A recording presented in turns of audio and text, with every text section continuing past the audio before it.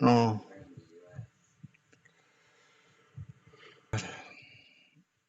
I am tired.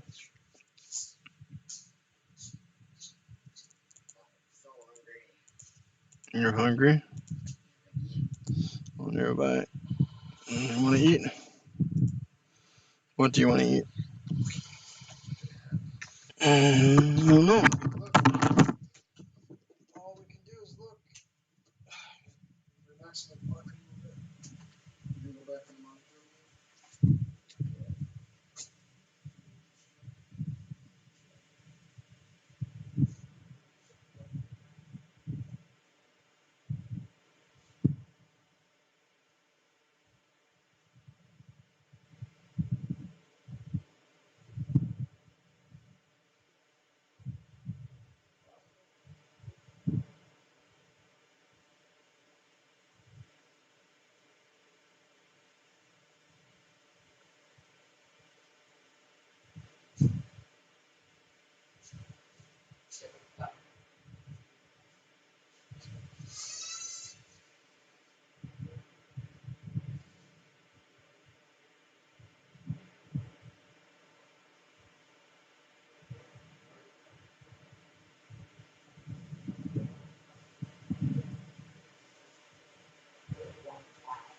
There's Honduras dating.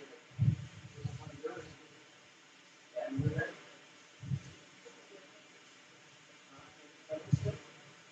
I thought that was in September. Oh, yeah.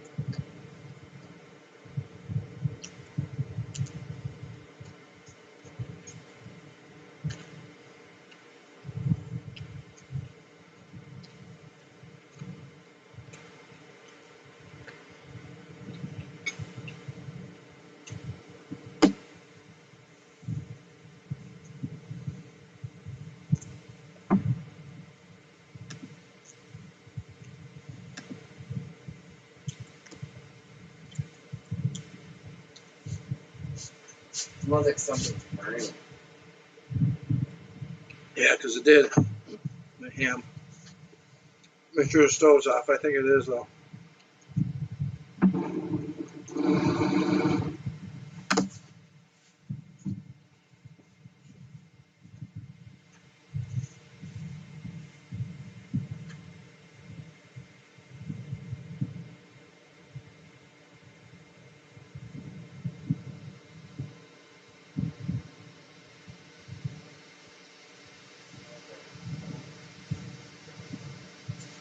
It's just broken.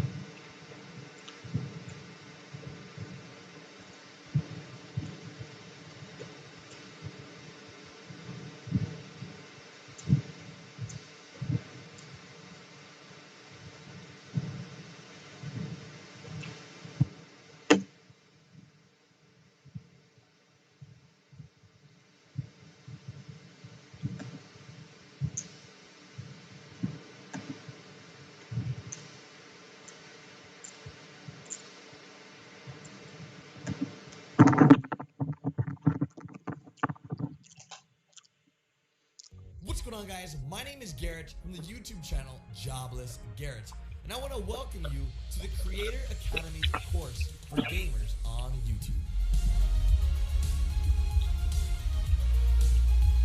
Now, this course has been designed to help you master some key tactics for a successful gaming channel on YouTube. You'll learn things from fellow gaming creators and why it's super important to have a strong voice and personality. I would say that the voice of the channel is very much like a heightened version of myself. What benefits come from having a loyal community? Minecon 2013 was my first huge fan experience. How to diversify your channel and keep to an upload schedule. We film quarterly, and so we're not going to miss a day. Everything's already been filmed. We just have to make sure that it's edited and up. And why live streaming rocks. My first stream, I had over 75,000 comments on the stream, and I was like, it did better than my videos too. Hey guys, and welcome to GT Live! Well, that's enough from me. I hope you enjoy the course.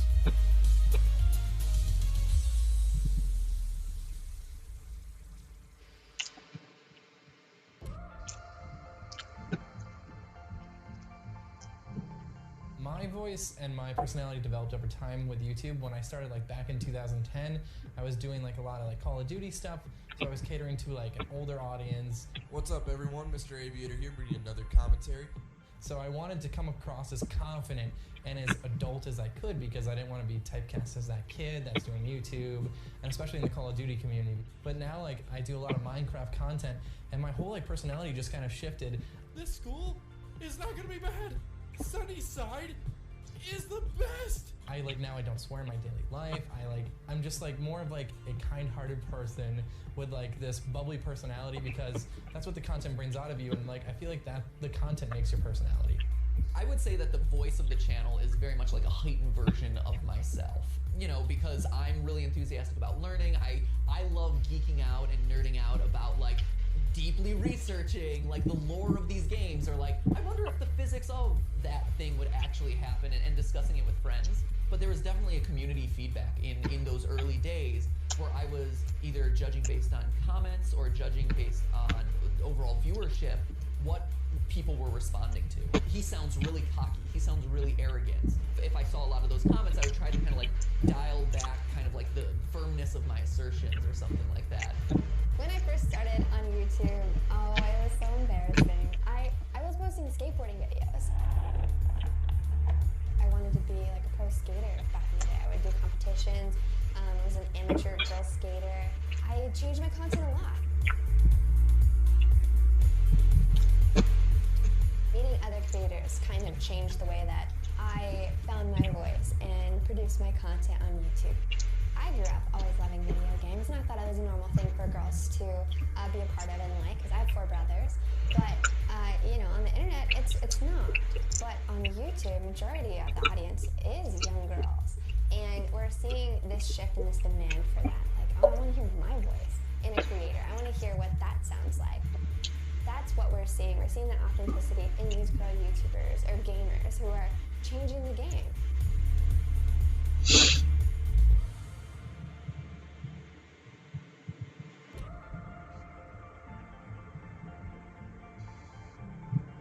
I built the community by being a really family-friendly channel.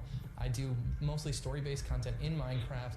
Haley, now that we're married, we gotta get ourselves a house. This apartment's too small to raise a family. I like to consider myself like the soap operas of the Minecraft world. So these kids come to watch an in-depth story that has some drama, has some romance, and has like that tension that they deal with every single day at school or in their real life. And I think that's how I built like a tight-knit community that loves my scripting, loves my role plays, but then also loves me. So when I try to engage my audience, I use a lot of the YouTube tools, but I also use parts of my voice. Like, I'll try to engage them for likes and comments, just to see where they're at in a certain series. Maybe they were like, what do you think is going to happen next in the plot? And then that actually inspires me to write different things in the script. Like, if a lot of people want this certain thing to happen, I might go back in and change the script and change up the episodes. So I think it's always smart to engage comments, especially when it's related to your content, because it allows you to tailor content your viewers actually want to see. Whether it's submissions on social media or in the comment section, them letting me know like, hey, we really want you to play this game, or hey, can you try out this game, it's coming out this date. Staying on top of the trends and hype trains in regards to new releases of games really helps a channel's growth as well. For us, it's hard because our main body of the episodes are very heavily scripted, but we use the intro paragraphs, we use the end cards as times to actually communicate with the fans. You know, people had been asking for us to cover films and TV and anime for a really long time, and so Film Theory, the channel, made a lot of sense. Hey, it'd be cool to see you play more games, or like see what you do in real life, and so the live stream happened. First off, the way they behave on camera will really dictate the way that their fans behave, choosing what comments you respond to. You know, if you're responding to haters all the time, those are going to tend to filter up in the comments, whereas if you're responding to that thoughtful comment, now all of a sudden it shows that, hey, you as a creator are someone who is active in your community, who is listening to what they're telling you and is excited to engage. Minecon 2013 was my first huge fan experience. Everyone just came up with fan art and wanted like hugs and selfies, and then I also met 3 fans that were 19 now, started watching me when they were 14. And they still watch to this day, and now they're trying to get into YouTube, and they said I inspired them, and that melted my heart. I was at New York City Comic Con, and this little girl, she was dressed up as Superwoman, and she came up to me and she was like almost started crying. It was the cutest thing in the world, and I'm like, oh my gosh, you're my demo. When did this change? But I guess we try and create content that everyone can enjoy, and we're reaching people we didn't expect.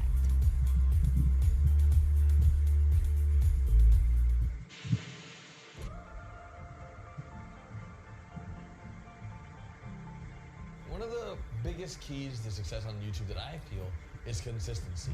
The more you upload on a consistent basis, the more viewers will know when your uploads are coming out.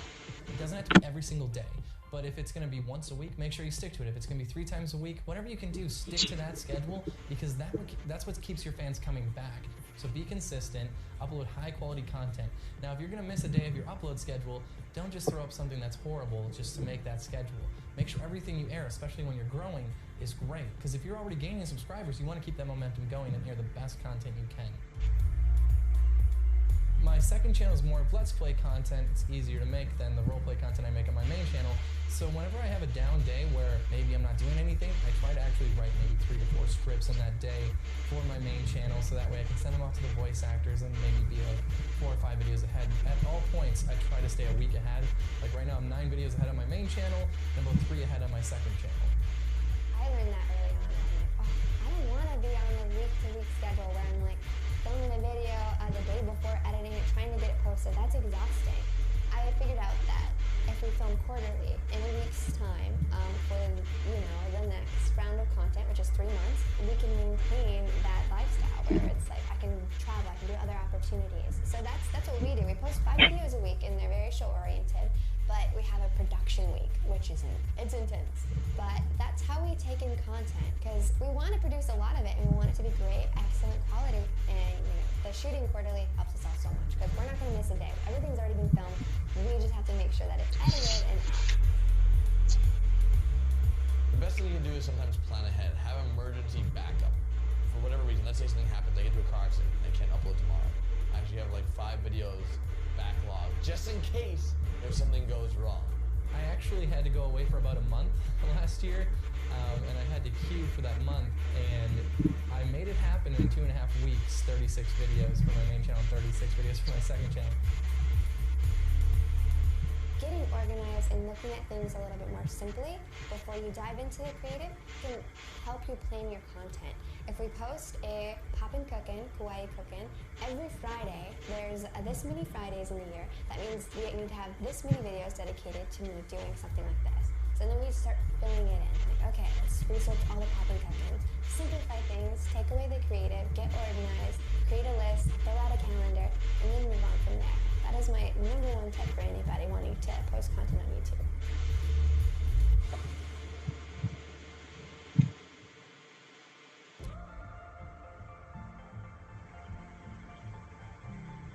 I actually discovered YouTube Live and YouTube Gaming because of my roommate Garrett, so I started streaming on it, and my first stream I had over 75,000 comments on the stream, and I was like, it did better than my videos too. People really enjoy interacting with their favorite creator live.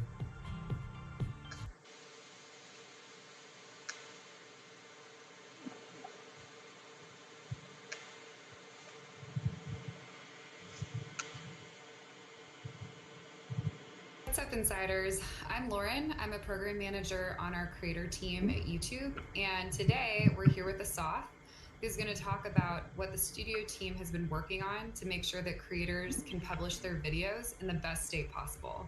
So welcome to the show, Asaf. Hello, Insiders. I don't do it as good as Tom. Today we're going to be talking about what the team is calling pre-published checks. So what does that mean? Whenever a video is uploaded to YouTube, YouTube runs a bunch of checks on that video to check that there are no copyright claims on it, to make sure that the video is meeting our community guidelines, and if the creator is monetizing, to make sure that the video is suitable to run ads. And this project is about taking everything that's happening behind the scenes and bringing it front and center as part of the upload flow to help creators kind of like understand what the state of their video is, and also help them make sure that they don't publish with any issues on their video. That's awesome. So lots of transparency. I can imagine that creators would really like knowing all of this up front. I'm trying to imagine what it would look like in studio. Can you walk me through what the flow would look like? Yeah, so I actually have a demo. Let me show you. Let's say I want to upload a video to YouTube using Studio. I'll demo the new check step. So this is my test channel. I use it to test a bunch of new features. I prepared a test video with copyrighted music on it just for the sake of this demo.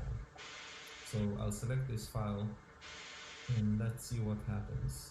The upload experience opens as usual. I'll set this video as not made for kids. I'll type in my title and description. I'll set my monetization on for this video. And mark the ad suitability. And that is the new step that starts, that's called the check step. And that's where we show you how the video is being checked in this case for copyright issues. So it should take up to 4 minutes. It usually takes even less than that. And you can see the progress down here at the bottom as well.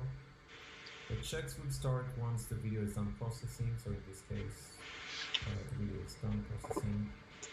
And as you can see,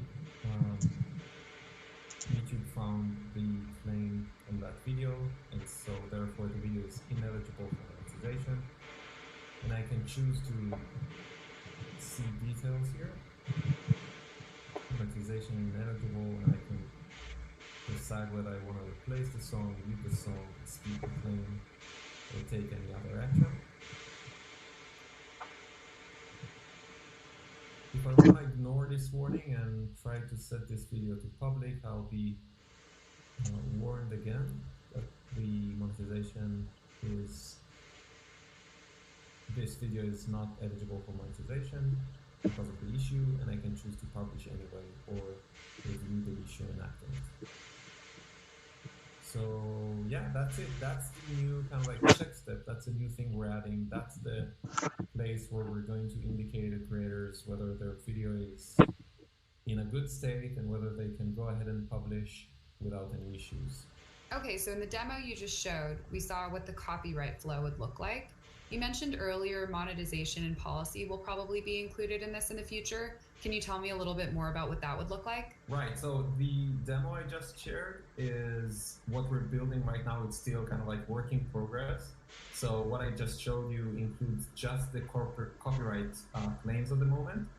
But we are planning to release this with also the kind of like monetization eligibility checks. And this is how it would look like. We have a screenshot of what we're working on.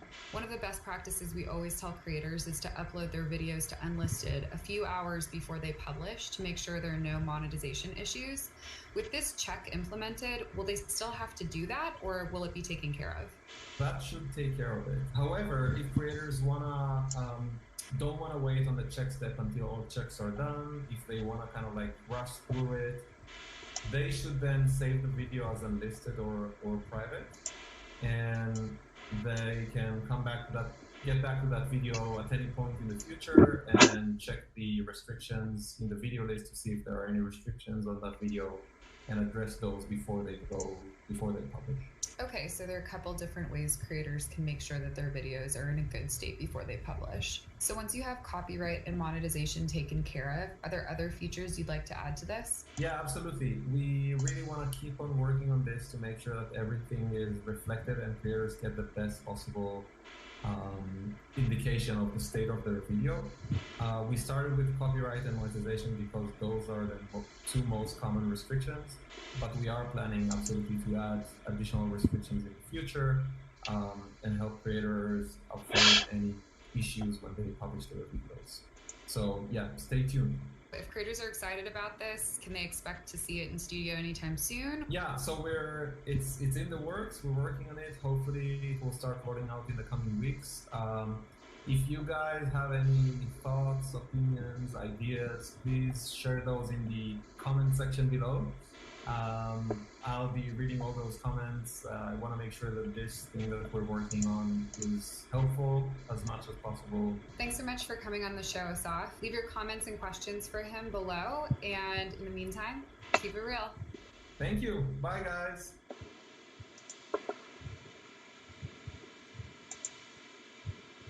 Almost a year ago, I made a video about how YouTubers made money and why a lot of them lie to you.